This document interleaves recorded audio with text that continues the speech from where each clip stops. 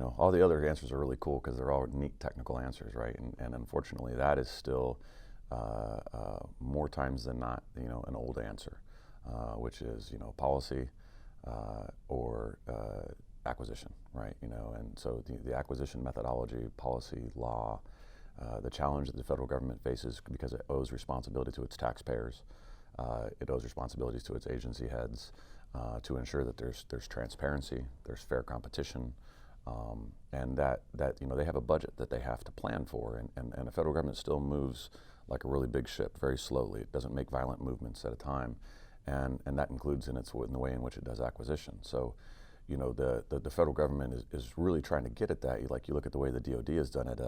U.S. Army Futures Command was largely stood up as a mechanism to try to address a change in acquisition, right? Because it's how do we reprioritize based upon the need of the warfighter, right? In the Army's case, the Army's first and only job really is to go to war, right? To be effective at going to war.